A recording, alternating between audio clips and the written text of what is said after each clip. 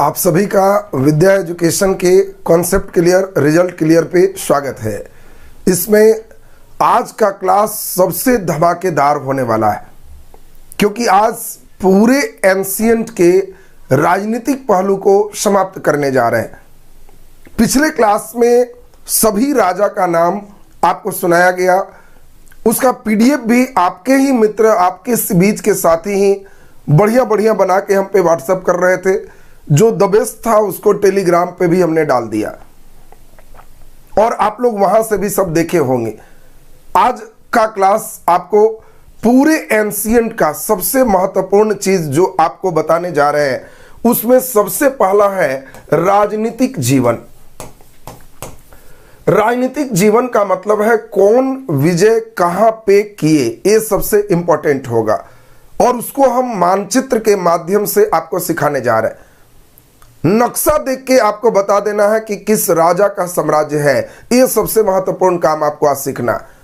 मतलब हम सिर्फ मानचित्र बनाएंगे और आपको केवल कहेंगे कि ऐसे बोलो किस राजा का क्षेत्र है, बस ये देखते ही आपको बता देना है कि सर समझ गए एक कनिष्क का क्षेत्र है। राजा का नाम ये नक्शा देख के बताना, ये सबसे हिस्ट्री का इंपॉर्टेंट चीज होता है। अब इसके बाद सबसे पहले हम उसी पे चर्चा करेंगे और तब आपका क्लास बहुत ही इंपॉर्टेंट लेंगे। जितने भी विदेशी यात्री आए हैं, ये सभी विदेशी यात्री को एक ही बार में एंशिएंट मेडाइवल दोनों का पढ़ा देंगे। दोनों का पढ़ाने से आपको फायदा होगा कि विदेशी यात्री से कभी भी प्रश्न रहेगा तो आपको जो एक साथ हम जोड़ेंगे उसी से आपका बन जाएगा। इसके बाद विदेशी यात्री के बाद तब जितने भी आपके राजा थे उनमें कुछ का विवाह बड़ा इंपॉर्टेंट है, तो विवाह की बात कर लेंगे। विवाह के बाद सिक्का की बात कर लेंगे। बस अब आपका लगभग सिक्का के बाद एक इंपॉर्टेंट है कौन राजा क्या उपाधि धारण किए, हम लोग उपाधि की बात करेंगे। उपाधि के बाद किसके दरबार में कौन चिकित्सक थे, किसके दरबार में कौन कौन थे, ये दरबार से भी क्वेश्चन आपको रहेगा। तो इतनी बात के बाद लास्ट देख लेंगे किनकी राजधानी कहां थी, बस काम कंप्लीट हो जाएगा। इतने फेज आज हम एक साथ जोड़ने जा रहे हैं और इसीलिए आज का क्लास अगर कोई बच्चे एक साथ पढ़ेंगे, ये देखो बिल्कुल नया चीज है। परीक्षा जब नजदीक होगा तो आप इसी पैटर्न से एक बार रिवीजन करेंगे।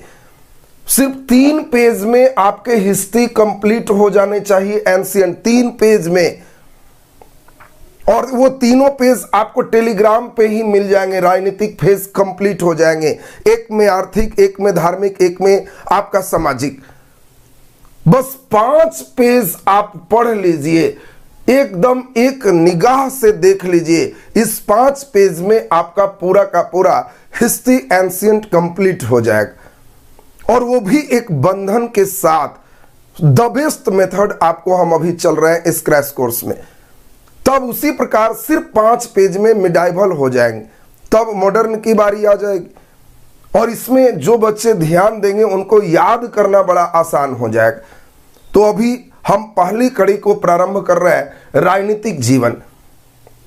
राजनीतिक जीवन में सभी बच्चों को याद है, सबसे पहले हम लोग चले थे ऋग्वैदिक, ऋग्वैदिक के बाद उत्तरवैदिक, उत्तरवैदिक के बाद आप सभी लोग को मालूम है कि इसमें महाजनपद पीरियड है और महाजनपद में 3 है, हर्यक वंश, शिशुनाग वंश और नंद वंश। हसीन आपको ध्यान करवाए थे। महाजनपद के बाद मौर्य, मौर्य के बाद मौर्योत्तर, और मौर्योत्तर में बताए थे कि इसमें आपको याद रखना है 4 देशी 4 विदेशी। 4 देशी में सभी लोग को याद है शुंग वंश, कण्व वंश, चेदी वंश, सातवाहन वंश।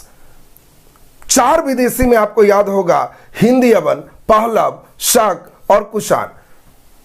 ये 8 का फेज देखेंगे, तब गुप्त काल और इसके बाद गुप्तोत्तर। गुप्तोत्तर में मेन कनिष्क का फेज आपको देखना है, सॉरी इसमें हर्षवर्धन का फेज आपको देखना है।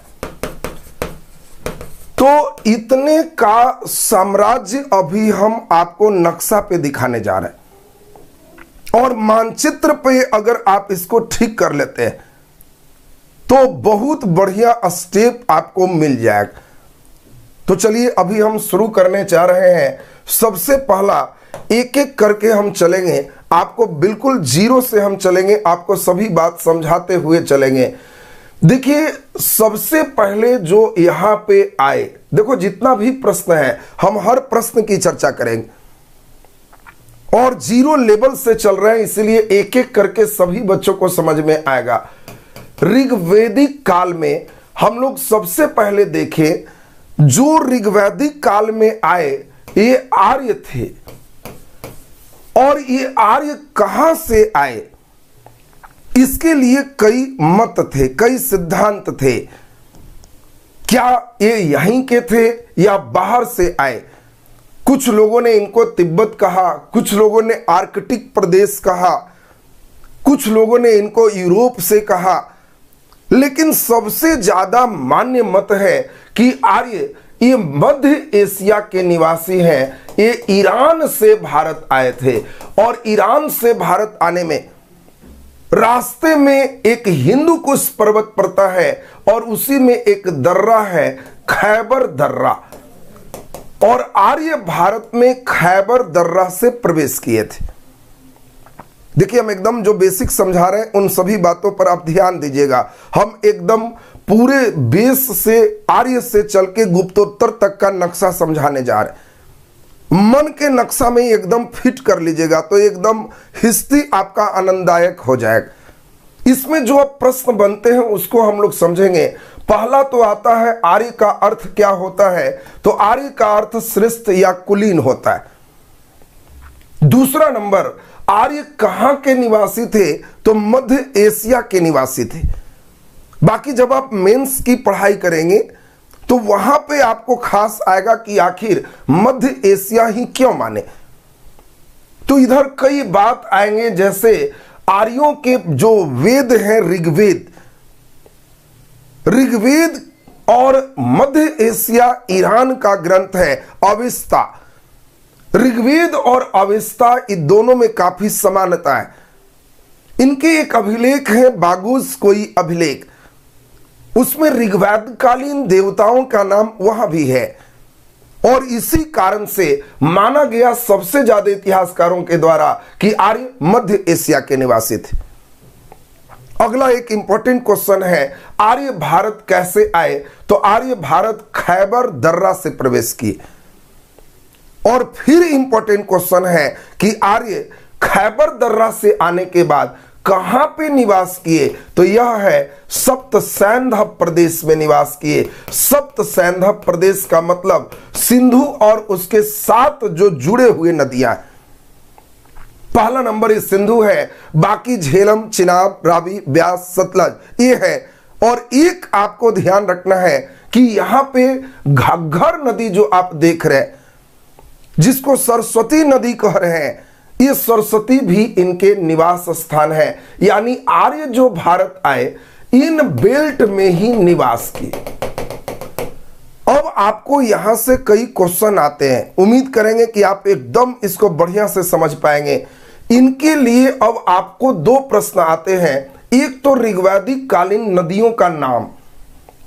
पहला नंबर हमने देखा सिंधु, सिंधु का ऋग्वेद में भी नाम सिंधु है। दूसरा नंबर है झेलम, झेलम का ऋग्वेद में नाम वितस्ता है। अगर हम चिनाब कहें तो चिनाब का ऋग्वेद में नाम अस्किनी है। अगर हम रावी कहें तो रावी का ऋग्वेद में नाम परुष्णी है। परुष्णी मीन्स रावी। ब्यास का ऋग्वेद में नाम विपाशा है, और सतलज का ऋग्वेद में नाम शतुद्री है। तो देखिए अब परीक्षा में एक तो आपको ये नाम पूछे जाते हैं। अब इस नाम में जो इंपॉर्टेंट है, सिंधु का नाम सिंधु नहीं पूछेगा, सतलज का शतुद्री नहीं पूछता, ब्यास का विपाशा नहीं पूछता। ये तीन लाइन सभी बच्चों को दिमाग में नाम याद होना चाहिए। इसमें आपको याद होना चाहिए झेलम, वितस्ता, चिनाव, अस्किनी, रावी, परुष्णी।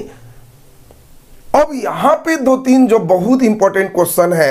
एक पहला इंपॉर्टेंट क्वेश्चन है कि आर्यों के लिए ऋग्वैदिक काल में सबसे पवित्र नदी कौन है। यह सबसे अच्छा क्वेश्चन है और हम समझते हैं कि इसका आंसर आप सभी लोग दे सकते हैं। आर्यों के लिए सबसे पवित्र नदी कौन है। अब नदियों का नाम 7 नदी की बात चलेगी। 1 2 3 4 5 6 और 7वां नंबर आपको अभी हमने बताया घग्गर। घग्गर को ही सरस्वती कहते। ये 7 नदियां ही इनके निवास स्थान। आर्य कौन है। एक बच्चे बड़ा प्यारा सा एकदम मासूम क्वेश्चन पूछ रहे हैं, आर्य कौन है। तो यहां पे पहले से कुछ लोग रह रहे थे और कुछ लोग बाहर से आए। तो जो बाहर से आए वे कहे कि मैं तुमसे श्रेष्ठ हूं और श्रेष्ठ को ही आर्य कहते हैं। जो पहले से रह रहे थे उनके कहे कि तुम अनार्य हो, तुम श्रेष्ठ नहीं हो, और इसीलिए एक शब्द आया आर्य।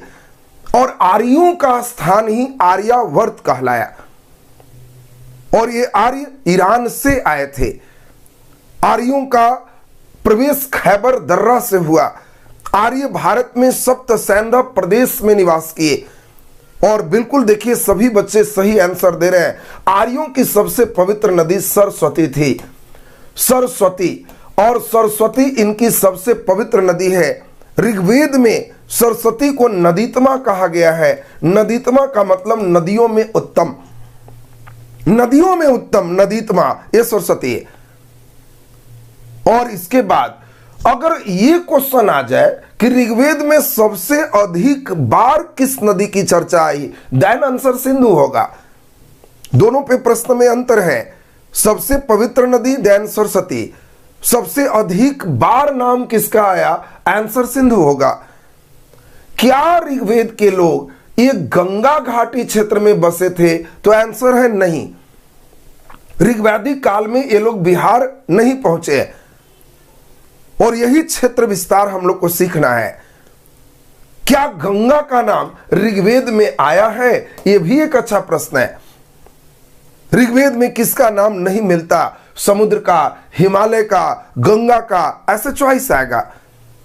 तो आपको दिमाग में सेट रख लेना है कि हिमालय क्षेत्र ये पहुंच चुके हैं, नीचे समुद्र से भी ये परिचित है, मरुस्थल से भी परिचित है, और गंगा नाम भी ऋग्वेद में एक बार आया है। यमुना नाम 3 बार आया है।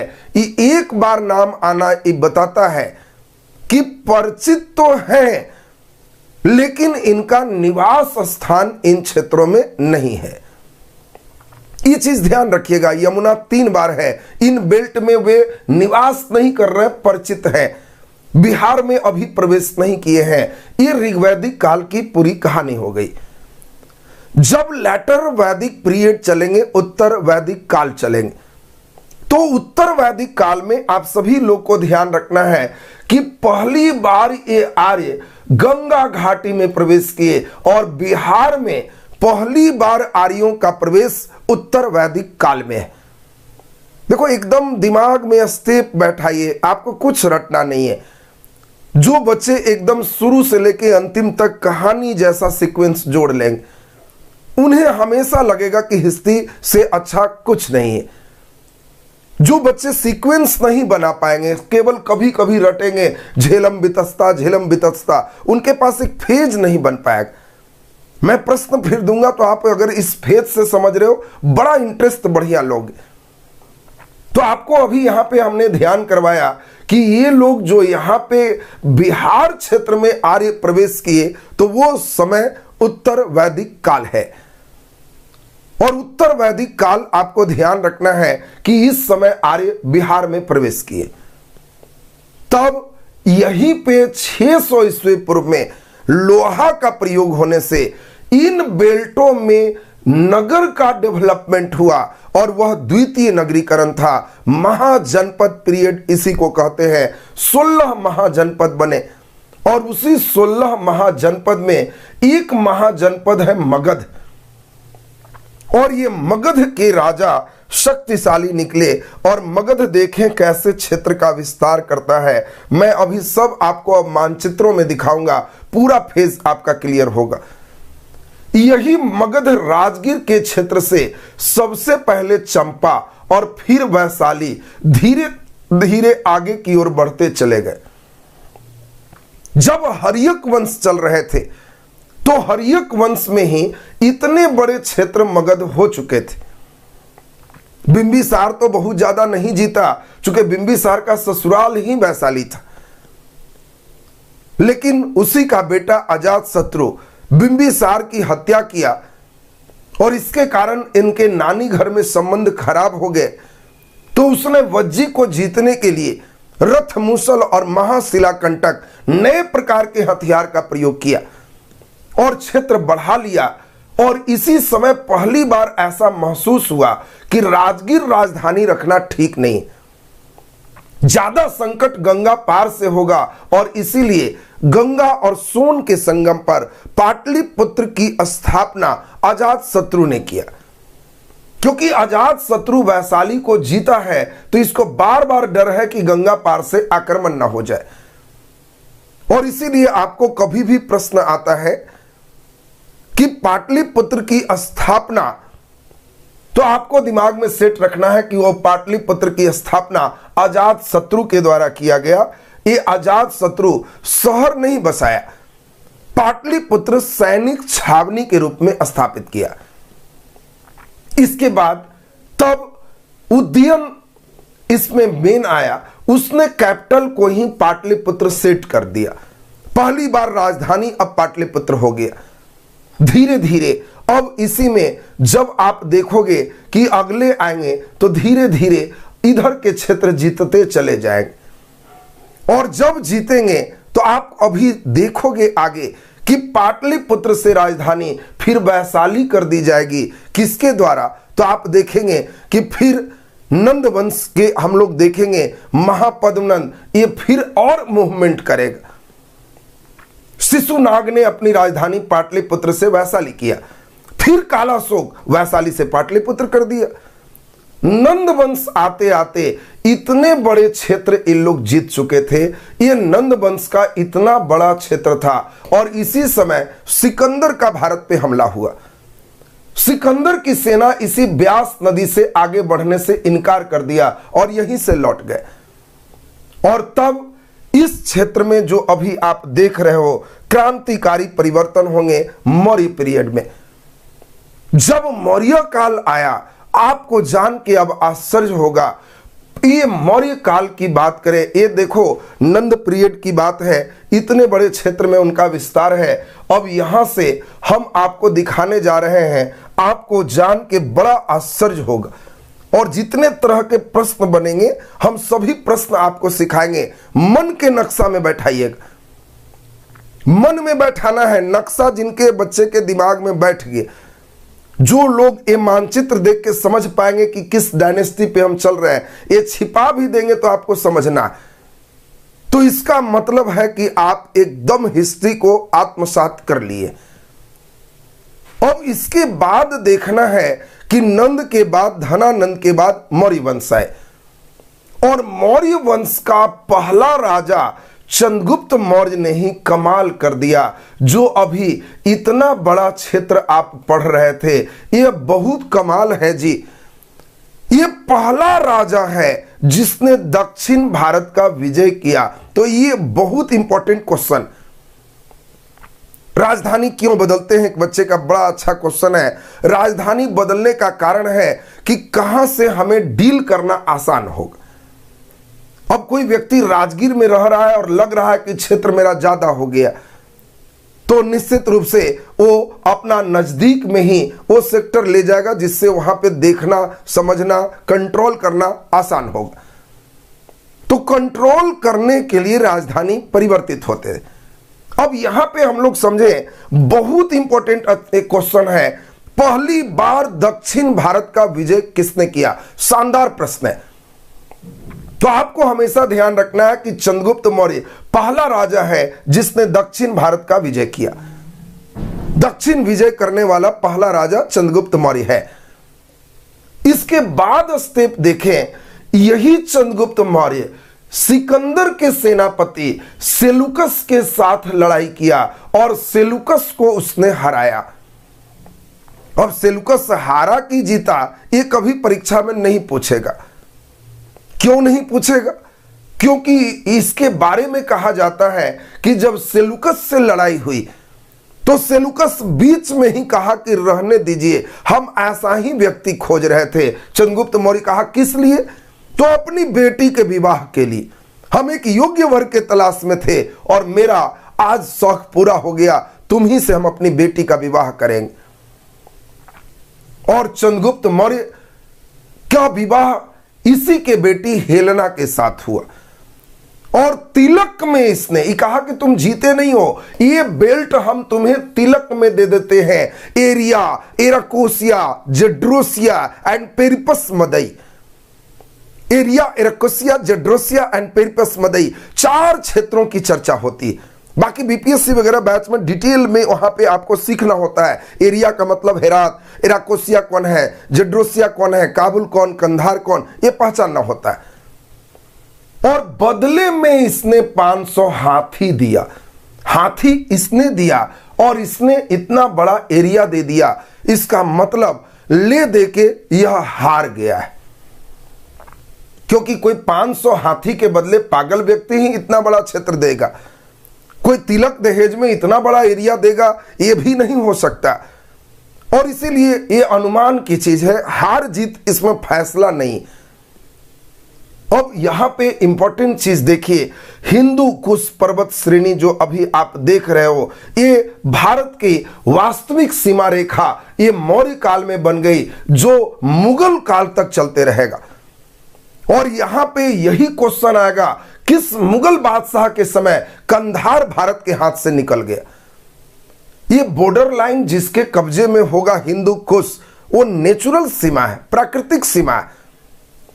और प्राकृतिक सीमा एक कब निकलेगा ये भी आपसे पूछा जाएगा। अब यहां पे हम लोग देखें, चंद्रगुप्त मौर्य उड़ीसा नहीं जीत पाया था, कलिंग नहीं जीत पाया था, दक्षिण में केरल कर्नाटका के इन बेल्टों को नहीं जीत पाया।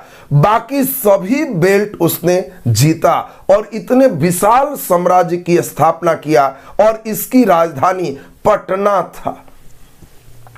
इस समय पाटलिपुत्र का वैभव चरमोत्कर्ष पे है। विदेशी यात्री आ रहे हैं, इसी सेलुकस का राजदूत मेगास्थनीज वो भी पटना घूम रहा है। तो पटना के भवन की तुलना उस समय के सबसे बड़ा राजा सूसा और एक बटाना से कर रहे हैं कि पटना का जो राजप्रसाद है वो सूसा और एक बटाना उस समय के बड़े राजा है, उससे भी बढ़िया है। और देखिए ये कितना बड़ा साम्राज्य मौर्य काल में बना है। बिंदुसार की बात चले, हम पूरे मानचित्र पे ही सभी कहानी आपको सुना रहे हैं। अगर नाम याद है तो आज के क्लास में आपको खूब आनंद आएगा। अब यहां पे एक इंपॉर्टेंट चीज देखें, बिंदुसार के समय ये पूरा क्षेत्र अक्षुण्ण रहा, नया कोई विजय नहीं हुआ। लेकिन बिंदुसार के समय तक्षशिला में 2 बार विद्रोह हुए। ये एक अच्छा प्रश्न है, किस मौर्य शासक के समय तक्षशिला में 2 बार विद्रोह हुए? तो बिंदुसार के समय। और एक विद्रोह को दबाने के लिए उसने अपने बेटे सुसीम को भेजा और दूसरे विद्रोह को दबाने के लिए उसने अपने बेटे अशोक को भेजा। और तब अब यहां पे इंपॉर्टेंट है, अशोक राजा बना। अशोक राजा बनने के पहले उज्जैन का प्रांतपति था। यह भी क्वेश्चन पूछा जाता है कि अशोक राजा बनने के पहले कहां का प्रांतपति है? तो उज्जैन का प्रांतपति।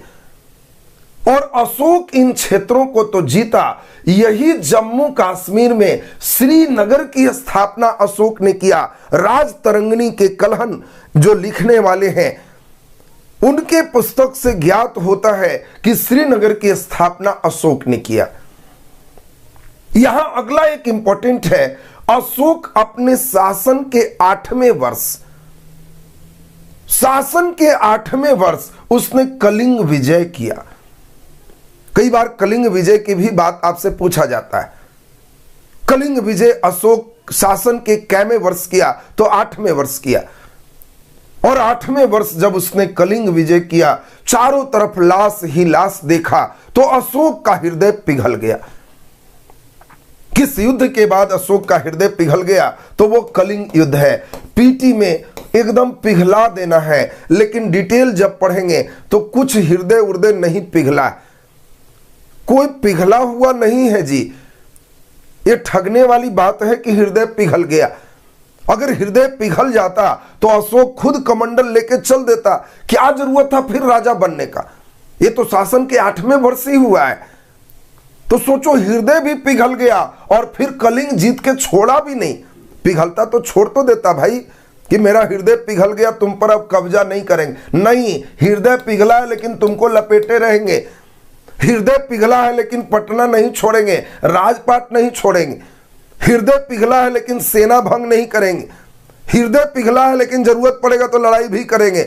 पिघला उगला कुछ नहीं है, ये बात ध्यान रखिएगा। हाँ, पीटी में पिघला के रखना।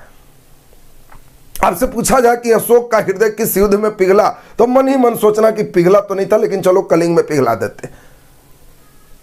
अब यहां पे इंपॉर्टेंट चीज आप सुन लिए। अब अशोक के बाद, चूंकि अशोक अपने बेटा बेटी, चाहे वो महेंद्र हो, संघमित्रा हो, इन सभी को बौद्ध धर्म के प्रचार में कभी श्रीलंका भेजा, कभी नेपाल भेजा, और इसके कारण उनके बेटा बेटी इस योग्य नहीं रहे कि पूरा इस सिस्टम को चला पाए।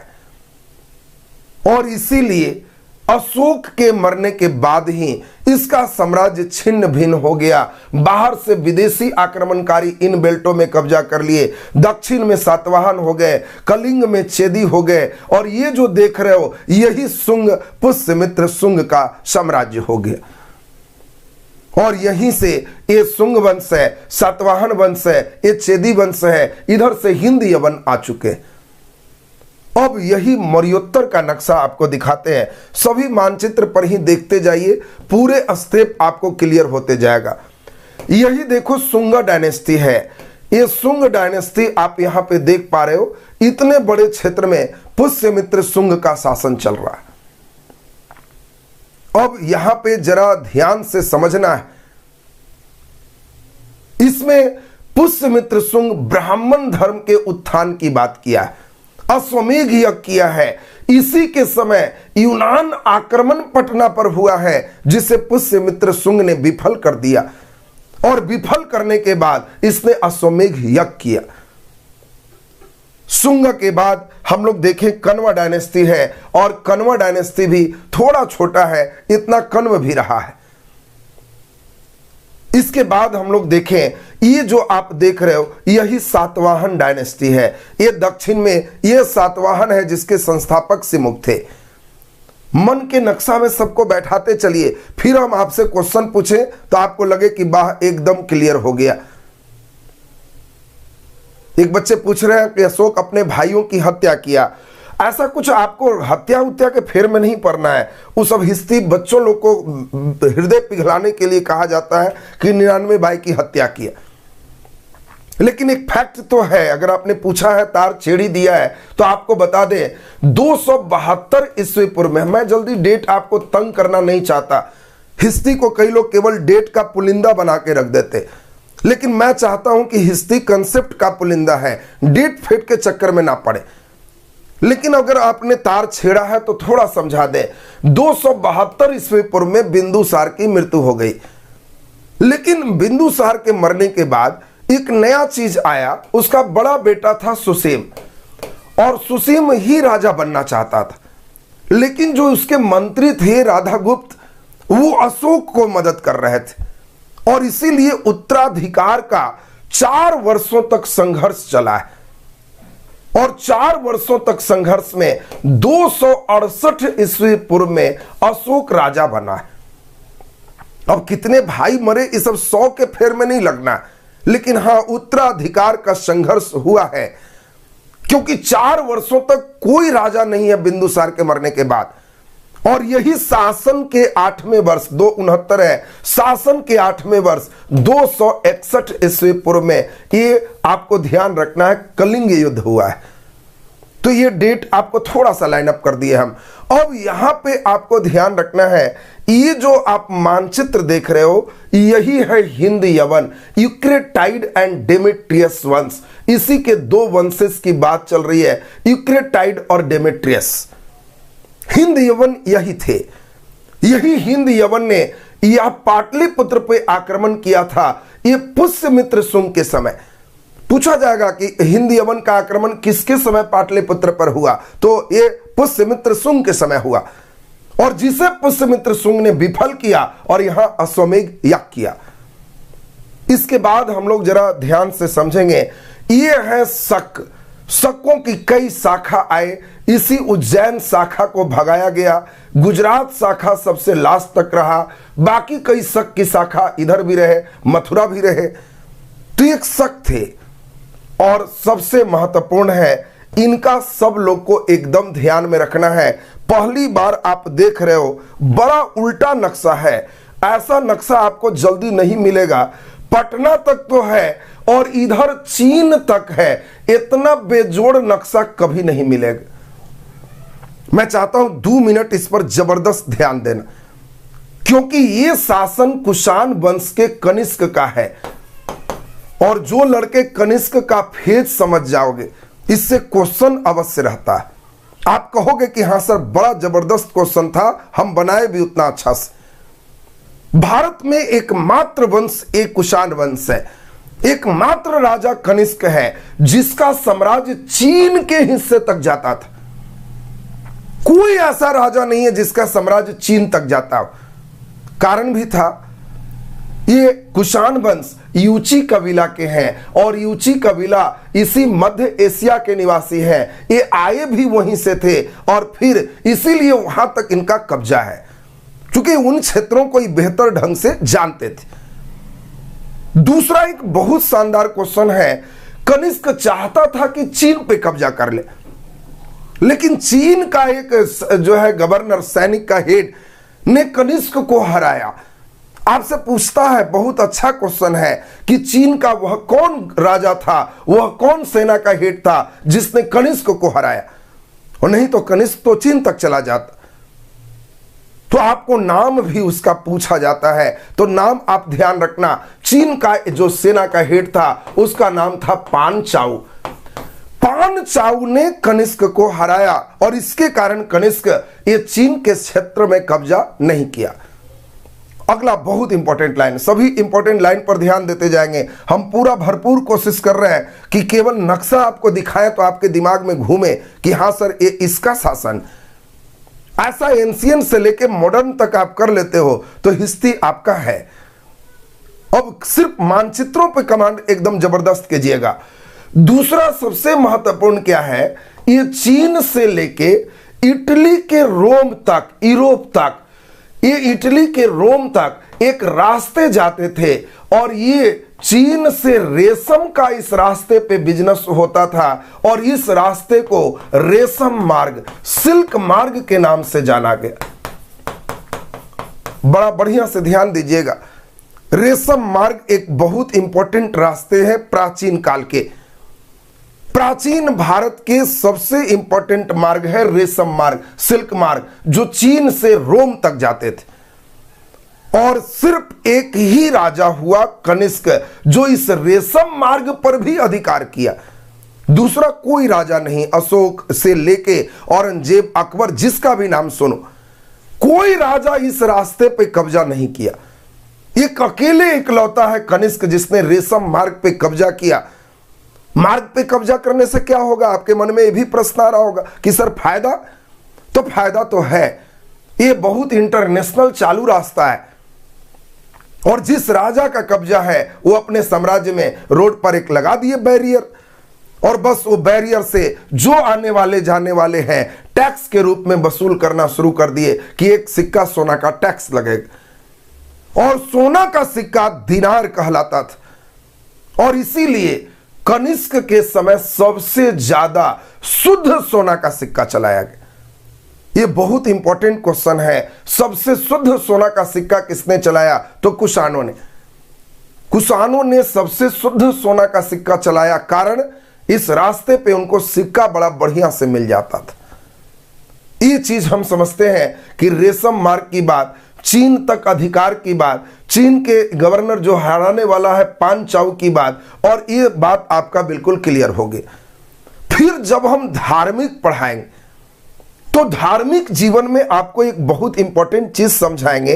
ये जो मथुरा देख रहे हो, ये बड़ा क्रांतिकारी जगह हो जाएगा, बहुत इंपॉर्टेंट जगह हो जाएगा। यहां मूर्ति बनाने की एक नई शैली डेवलप करेगी, गांधार शैली और मथुरा शैली।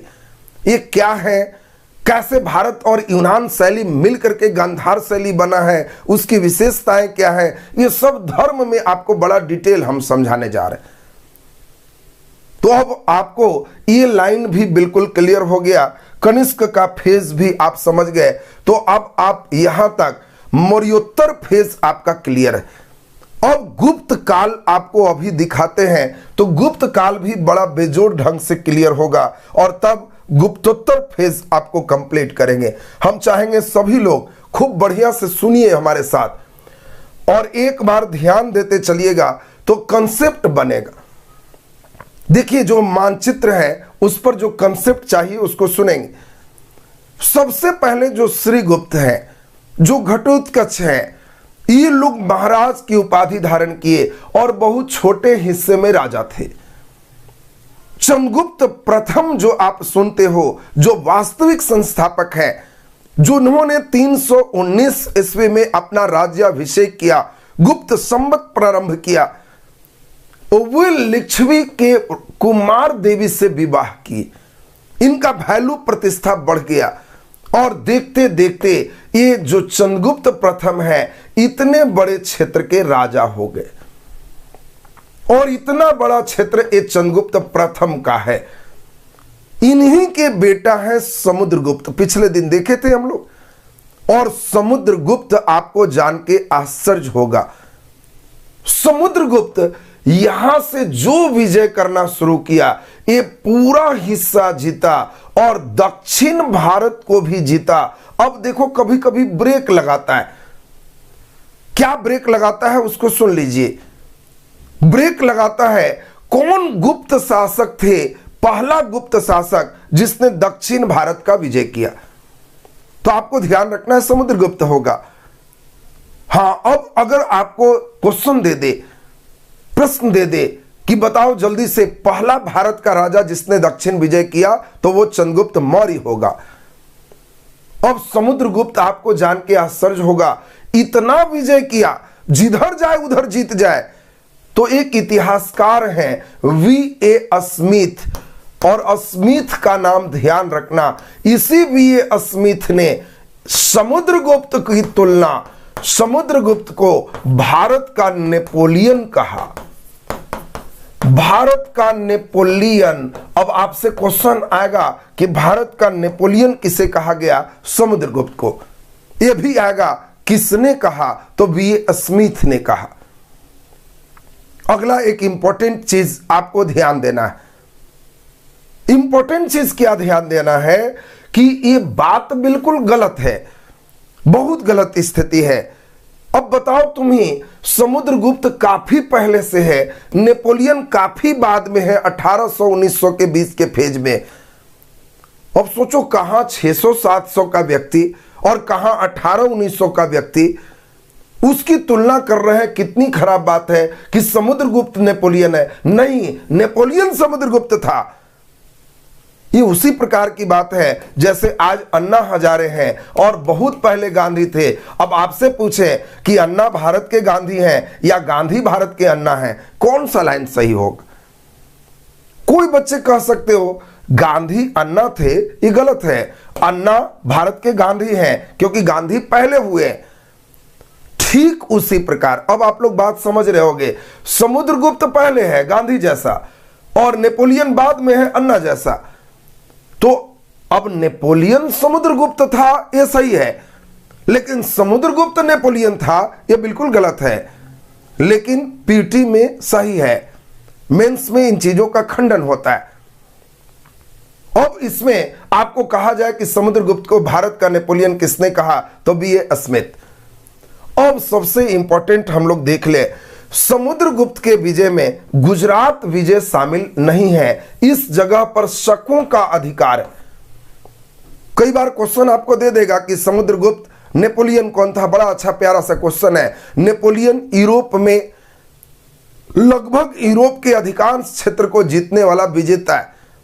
नेपोलियन यूरोप का है, और चूंकि इतिहासकार यूरोप के हैं तो उन्होंने कंपैरिजन किया कि मेरे नेपोलियन जैसा ही वो था। नेपोलियन जबकि बाद में आया। अब इसमें जरा ध्यान दीजिए, इन क्षेत्रों को जीतने वाला क्वेश्चन आपको दे देगा कि समुद्रगुप्त ने किन क्षेत्रों का विजय नहीं किया। पंजाब, यहां पे आपको दे देगा उड़ीसा, यहां पे दे देगा गुजरात। तो आपको ध्यान रखना है कि समुद्रगुप्त गुजरात का क्षेत्र नहीं जीता है, क्योंकि इन क्षेत्रों पर शकों का शासन है। और आपके दिमाग में ये बिल्कुल सेट हो जाना चाहिए कि ये जो शक का शासन है ये कंप्लीट खत्म करने वाला चंद्रगुप्त द्वितीय है। और इसी को हराने के बाद, यही जीतने के बाद उसने विक्रमादित्य की उपाधि धारण किया। तो विक्रमादित्य की उपाधि इस क्षेत्र को जीतने के बाद किया है। तो क्वेश्चन आएगा, देखो अब इस तरह से जो पढ़ रहे हो कभी गड़बड़ नहीं करोगे। जो केवल लिखते हो उनको गड़बड़ होगा ही होगा। अब आपको क्वेश्चन आएगा कि किस गुप्त राजा ने गुजरात को अपने साम्राज्य में मिलाया, ऐसा क्वेश्चन आएगा। अब जो लड़के इस बात को मानचित्र पे समझ रहा है वो मुस्कुराएगा कि अरे बड़ा हल्का क्वेश्चन है, गुजरात का मतलब हम समझ रहे, ये शकों का क्षेत्र है और शकों को अंतिम रूप से पराजित करने वाले चंद्रगुप्त द्वितीय या विक्रमादित्य हैं। इसी को हरा के उसने विक्रमादित्य की उपाधि धारण किया और इसीलिए इन क्षेत्रों को जीतने वाला चंद्रगुप्त द्वितीय। तो ये आपको ध्यान रखना था। एक गुप्त पीरियड है। अगला गुप्तोत्तर काल में मेन हर्षवर्धन का फेज है। थोड़ा सा हम लोग इनके मानचित्र को देख लें तो पूरा फेज क्लियर हो जाएगा। देखो हर्षवर्धन का फेज कहां, थानेश्वर हरियाणा से चला है। देखते देखते कन्नौज के क्षेत्र पर कब्जा हो गया और आगे देखते देखते शशांक को भी हराया। और जब ये विजय अभियान शुरू किया, इतने बड़े क्षेत्र पर हर्षवर्धन का शासन। अब यहां से दो क्वेश्चन बहुत अच्छा आता है। पहला एकदम सबसे बेहतर क्वेश्चन है कि हर्षवर्धन के दक्षिण विजय अभियान को किसने रोक दिया। अच्छा प्रश्न है। तो आपको ध्यान रखना है कि हर्षवर्धन के दक्षिण विजय अभियान को जो रोकने वाला व्यक्ति है वो चालुक्य वंश का पुलकेशिन द्वितीय है। पुलकेशिन द्वितीय, ये बहुत शानदार क्वेश्चन है, नाम आपको ध्यान रखना है। चालुक्य वंश के पुलकेशिन द्वितीय ने हर्षवर्धन के विजय अभियान को नर्मदा नदी से दक्षिण जाने से रोक दिया। तो ये आपको बिल्कुल मानचित्र भी दिमाग में आपका सेट हो गया। अब यहां से हम लोग नई ऊर्जा के साथ सब विदेशी यात्री सिखाएंगे। सभी मानचित्र को हम टेलीग्राम में पीडीएफ के रूप में आपको दे देंगे। सारे बच्चे हमारे टेलीग्राम में जुड़ जाइएगा और हमेशा मानचित्र पर हल्का मन का चिंतन करते रहिएगा। Telegram Vidya education by Rahul sir, उसको सर्च भी करके जुड़ सकते हैं या डिस्क्रिप्शन बॉक्स में लिंक होगा, आप वहां से भी जा सकते हैं।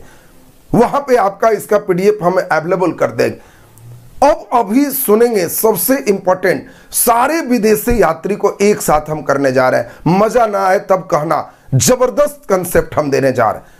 आपको लगेगा कि हाँ सर एकदम एक साथ जुड़ गया। देखो एक साथ पढ़ोगे इतिहास तुम्हारा होगा, अलग अलग पढ़ोगे हमेशा जो पढ़ोगे याद रहेगा, बाकी भूल जाओगे। एक साथ जिस दिन नक्शा खोलना, सबका नक्शा एक बार सोचना, जितने राजा है एक बार सोचना। हमारे पैटर्न बिल्कुल अलग हो जाते हैं, लास्ट मोमेंट में यही पैटर्न तुमको बेहतर नहीं पार लगाएगा। अब उम्मीद करते हैं कि हम लोग सभी विदेशी यात्री को एक साथ समझेंगे। उसके पहले एक बार सभी लोग जबरदस्त एक अंगूठा दे दीजिए, लाइक बटन जरा दबा दीजिए। लाइक अभी भी कम है।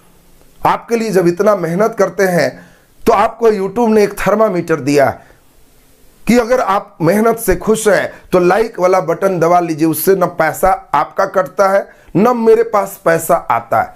लाइक से पैसे नहीं आते, लेकिन लाइक एक सूचक थर्मामीटर है कि हमारे पढ़ने वाले जो पाठक हैं वो वर्ग कितने उत्साहित होकर इसको पढ़ रहे हैं। और उसी उत्साह को 4 गुना 2 गुना करते हैं तो हमारा उत्साह भी बढ़ता है। तो इसमें अब कई लोग ऐसे भी कंजूस हैं कि उसको छूने से भी उन्हें डर लगता है, तो ये तो भाई बेईमानी, दोनों हाथ से ताली लगती। आप भी पूरे ध्यान से उधर और हम भी पूरे ध्यान से इधर, फिर पढ़ाई का मजा कुछ और। तो चलिए अब विदेशी यात्री के फेज में चलते हैं। ये फेज आपका कंप्लीट हो गया। जरा अब सबका ध्यान चाहेंगे, लिखने पर कमेंट पर एकदम कम कर दीजिए और सारे बच्चे अब ध्यान दे दीजिए कि हमारा कंसेप्ट अब यहां पे ठीक हो जाए। सबका ध्यान अब एकदम बोर्ड पे हम चाहेंगे कि हां अब एकदम विदेशी यात्री का विवरण एक साथ हम सुनाएंगे और थोड़ा मजेदार फेज में सुनाएंगे। आपको कुछ नया सीखने को मिलेगा और एक ही साथ जब सुने रहोगे तो एकदम एक बार दिमाग में सेट हो जाएगा। देखिए, पहला विदेशी यात्री के रूप में सभी को नाम मालूम है, मेगास्थनीज।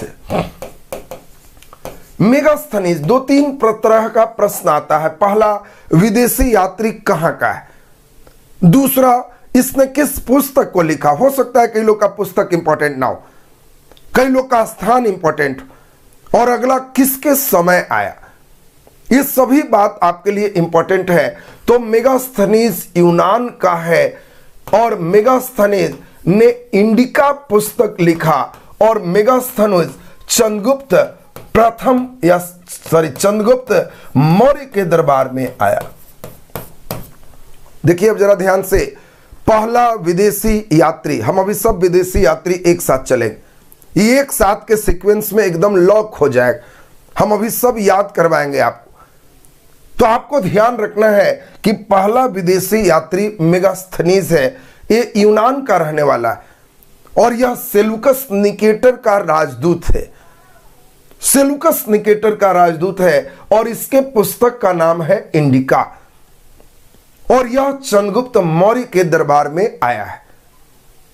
दूसरा नंबर विदेशी यात्री सभी लोग जानते हैं कि चंद्रगुप्त मौर्य के बाद तब बिंदुसार के समय फिर विदेशी यात्री आते हैं।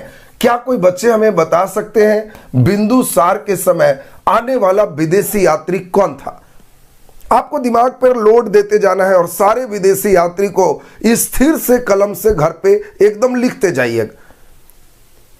तो देखिए, सीरिया के राजा एंटीओकस का राजदूत था डायमेकस। ये डायमेकस सीरिया के राजा हैं, एंटीओकस का राजदूत है। एंटीओकस का राजदूत है डायमेकस और यह बिंदुसार के समय आया। इसके बाद सीधा हम लोग चले फाहियान। फाहियान एक चीनी यात्री है। फाहियान चीनी यात्री है और यह चंद्रगुप्त द्वितीय के समय भारत आया। यह भी एक इंपॉर्टेंट है, फाहियान चंद्रगुप्त द्वितीय के समय भारत आया। जल्दी मैं चाहूंगा कि आप सभी बच्चे आंसर दे दो।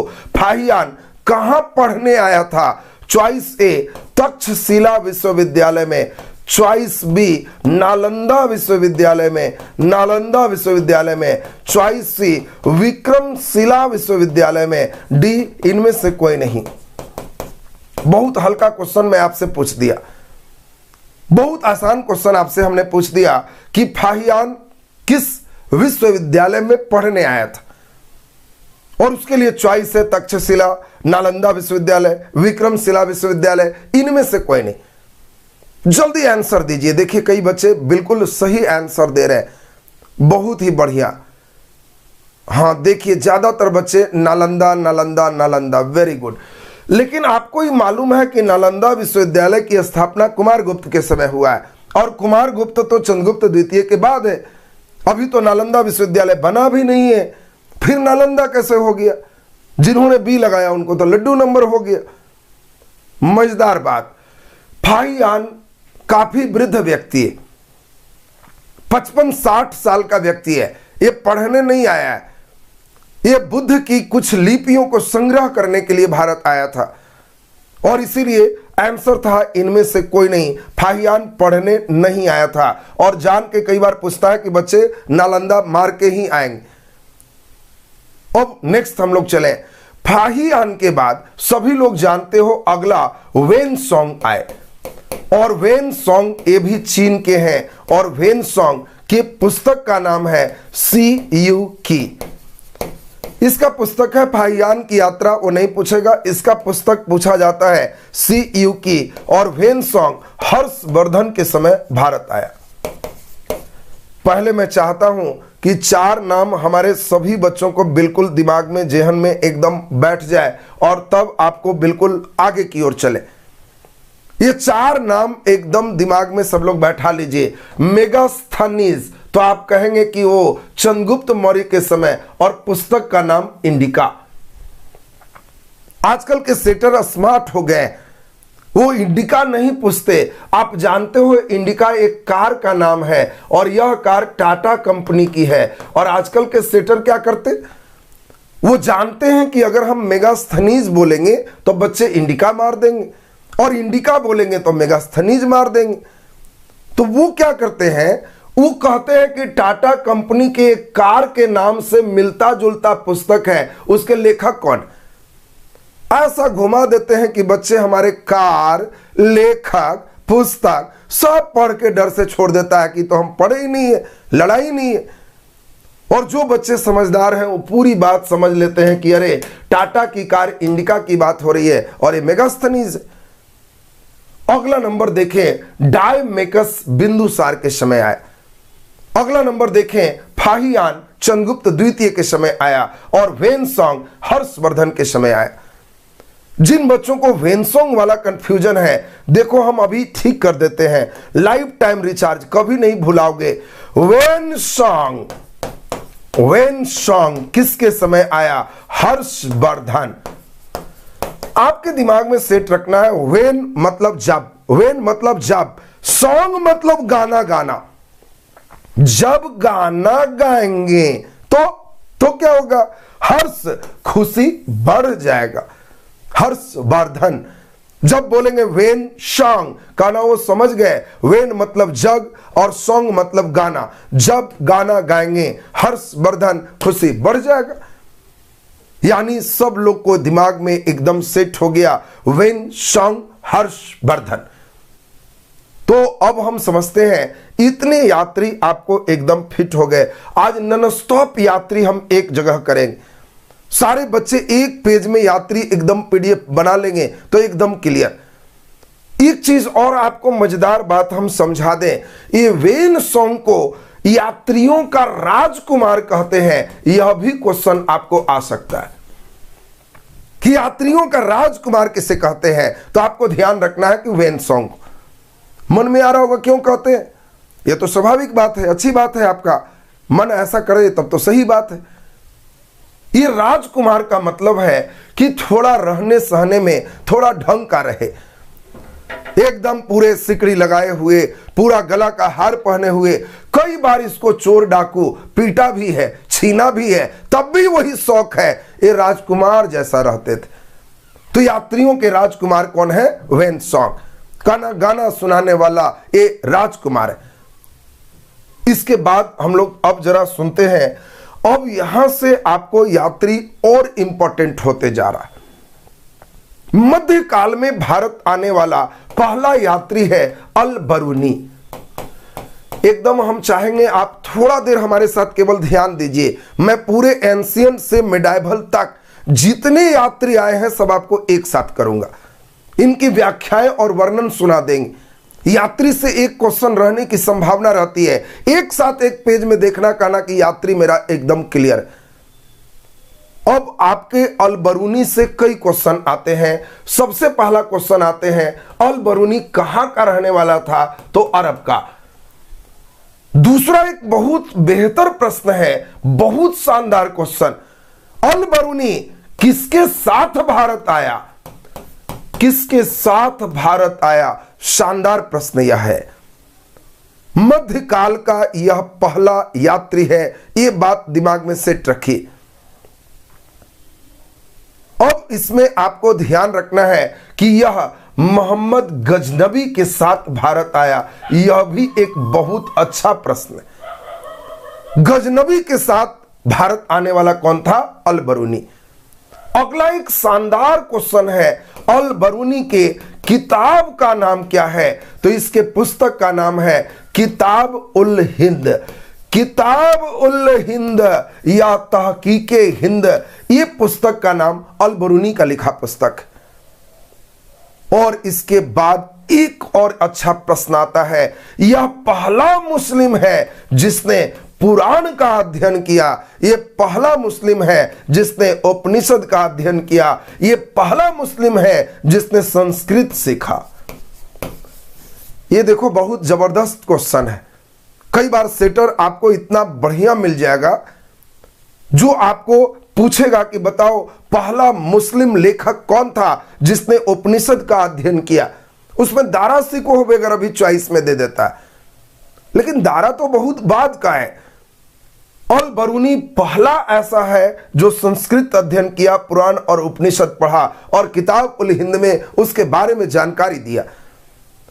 तो हम समझते हैं कि अल बरूनी किसके साथ आया? मोहम्मद गजनवी। ये भी फेज आपका क्लियर हो गया। इसके बाद एक घुमक्कड़ है, इसका नाम है मार्को पोलो। मार्को पोलो एकदम पूरे घुमक्कड़, मध्यकालीन यात्रियों का सरताज कहते हैं इसको। दो नाम आपसे अक्सर पूछा जाता है, एक यात्रियों का राजकुमार कौन था? एक अच्छा प्रश्न है कि यात्रियों का राजकुमार कौन था, तो आपको आंसर अभी हमने बताया, वैन सॉन्ग। दूसरा नंबर एक शानदार प्रश्न है, मध्यकालीन यात्रियों का सरताज किसे कहा गया? तो आपको ध्यान रखना है कि मार्को पोलो को कहा गया। मार्को पोलो से प्रायः 3 ही प्रश्न ज्यादा आते हैं। एक मध्यकालीन यात्रियों का सरताज, दूसरा मार्को पोलो कहां का था? तो इटली। मार्को पोलो रेशम मार्ग को तय करने वाला ये पहला यात्री है, ये भी इंपॉर्टेंट। रेशम मार्ग से चीन जाने वाला पहला यात्री मार्को पोलो है। और मार्को पोलो भारत में, दक्षिण में, केरल में, पांड्य राज्य में मेन सफर किया है। तो इसका सफर दक्षिण के पांड्य राज्य में है, यह भी आपको दिमाग में सेट रखना है। अब यहां पे मार्को पोलो के बाद अगले यात्री चल रहे हैं। सभी यात्री मैं चाहूंगा एक साथ अंतिम में एक बार जोड़ूंगा तो मुस्कुराओगे कि एकदम फिट हो गया। और शानदार यात्री आ रहे हैं, इनका नाम है इब्न बतूता। यात्री है इब्न बतूता, बड़ा जबरदस्त यात्री है भाई।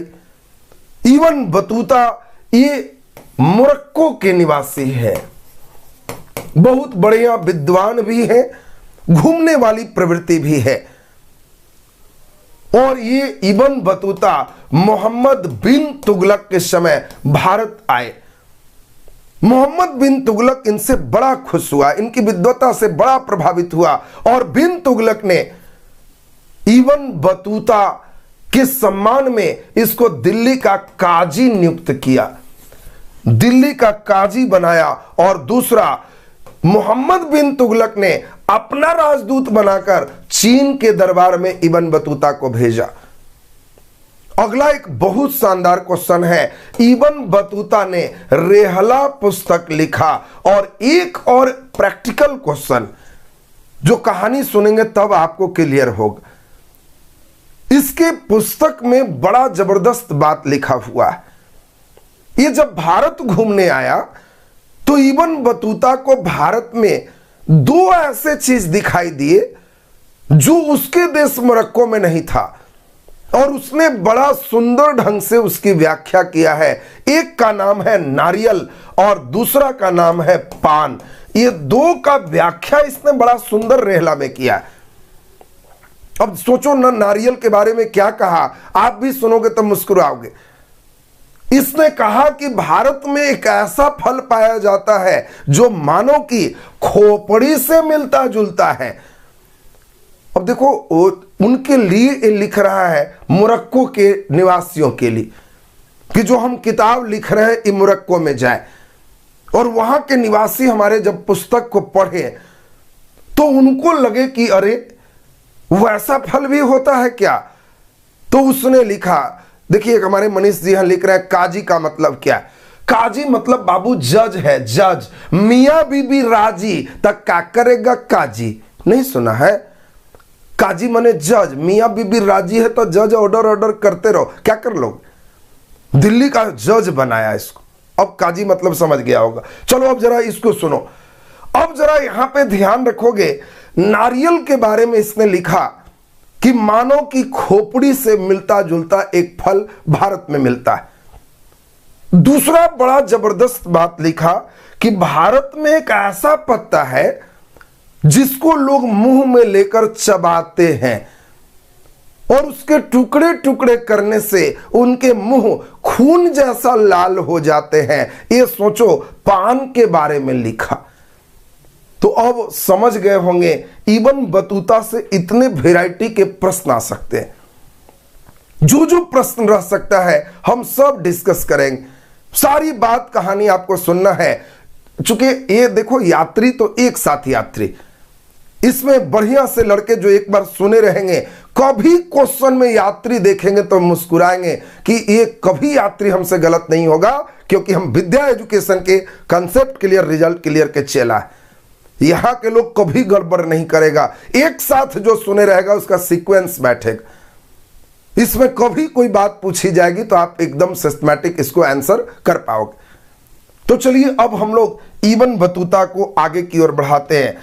अब यहां से मध्यकाल के कुछ यात्री बड़ा इंपॉर्टेंट हो जाते हैं और वो है इंपॉर्टेंट विजयनगर साम्राज्य की यात्रा करने वाला यात्री। विजयनगर साम्राज्य की यात्रा करने वाला यात्री, इससे क्वेश्चन आपको पूछे जाते हैं। विजयनगर आप पढ़ोगे मोहम्मद बिन तुगलक के समय ही हरिहर और बुक्का की बात सुनेंगे। उसने दक्षिण में विजयनगर साम्राज्य की स्थापना किया। विजयनगर साम्राज्य में भी कृष्णदेव राय आते आते बहुत ही बढ़िया वहां साम्राज्य स्थापित हो गया और इसीलिए कोई विदेशी यात्री आए तो विजयनगर की यात्रा जरूर करता था। और इसमें बहुत इंपॉर्टेंट है, सबसे पहला यात्री जिसने विजयनगर की यात्रा किया यह था निकोल कोंटी। देखो इससे क्वेश्चन तुमको रहेगा, विजयनगर की यात्रा करने वाला पहला यात्री कौन था? तो आपको ध्यान रखना है कि निकोल कोंटी है। निकोल कोंटी कहां का है? तो इटली का। आपसे भी पूछा जाएगा निकोल कोंटी किसके समय आया? देवराय प्रथम के समय आया, तो देवराय प्रथम के समय आ गया। दूसरा है अब्दुल रज्जाक। अब्दुल रज्जाक यह ईरान का है और देवराय द्वितीय के समय विजयनगर साम्राज्य की यात्रा किया है। तो हम समझते हैं निकोल कोंटी, अब्दुल रज्जाक दोनों क्लियर। तीसरा नंबर है डेमिंगो पेस। डेमिंगो पेस ये भी आपके विजयनगर साम्राज्य की यात्रा करने वाले तीसरे यात्री। और आपको ध्यान रखना है कि डेमिंगो पेस कहां का है? तो ये पुर्तगाल का है। और डेमिंगो पेस किसके समय आया है? तो इंपॉर्टेंट है कृष्णदेव राय के समय आया। तो कृष्णदेव राय के समय कौन आए? डेमिंगो पेस आए। ये विजयनगर की साम्राज्य की यात्रा करने वाले तीन यात्री को आप ध्यान रखोगे तो विजयनगर की यात्रा हो गया। अब विजयनगर के बाद अब सब लोग नाम सुने होंगे एक का, जिनका नाम है captain Hawkins, sir Thomas Roe. अब देखिए मुगल काल की यात्रा चल रही है। मुगल काल की यात्रा में अब थोड़ा सा ध्यान दे देंगे तो मुगल कंप्लीट, और शुरू से अंतिम तक एक बार जोड़ेंगे तो आपका कंप्लीट हो जाएगा। ध्यान दीजिए, अब कैप्टन हॉकिंस और सर टॉमस रो ये दोनों जहांगीर के समय आया और जहांगीर ने कैप्टन हॉकिंस को इंग्लिश खान कहा। पूछा जाएगा इंग्लिश खान किसको कहा गया? तो कैप्टन हॉकिंस को। किसके समय आए? जहांगीर के समय। सर टॉमस रो तो जहांगीर के समय। अब बताओ जल्दी जल्दी, जहांगीर के बाद सब बच्चे जानते हैं शाहजहां, और शाहजहां के बाद औरंगजेब। जल्दी जल्दी बता दो शाहजहां के समय आने वाले यात्री कौन थे? अच्छा क्वेश्चन है, शाहजहां के समय आने वाले यात्री कौन थे? जल्दी से आंसर दीजिए, जल्दी आंसर दीजिए, हम देखें जरा। और इसके बाद औरंगजेब के समय आने वाले यात्री कौन थे?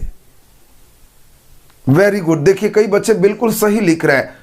शाहजहां के समय आने वाला इटली का है जिसका नाम है पीटर मुंडी। पीटर मुंडी इटली का है। और एक वर्नियर और ट्रेवर्नियर, वर्नियर और ट्रेवर्नियर, ये दोनों फ्रांस का है और ये दोनों औरंगजेब के समय भारत आया। एक और बहुत इंपॉर्टेंट नाम है, कभी कभी परेशान करने वाले सेटर होंगे तो इनका नाम भी दे देते हैं। इनका नाम है लिवी देव। और लिवी देव इसीलिए इंपॉर्टेंट है कि रूस के, और रूस से जब ये यात्री भारत आए तो बड़ा जबरदस्त हिंदी सीख गए। और बड़ा जबरदस्त हिंदी सीखने के बाद लिवी देव ने एक किताब लिखा और किताब का नाम है हिंदुस्तानी ग्रामर। देखिए कितना जबरदस्त किताब है, हिंदुस्तानी ग्रामर इनका किताब है। हिंदुस्तानी ग्रामर इनके पुस्तक का नाम। और अब आपको यहां पे बहुत अच्छा क्वेश्चन है, रूस में भारतीय विद्या के जनक किन्हें कहा गया है? तो लिवी देव को, क्योंकि रूस में भारतीय विद्या को फैलाने वाले लिवी देव हैं। जो हिंदुस्तानी ग्रामर किताब है लिखने वाले लिवी देव।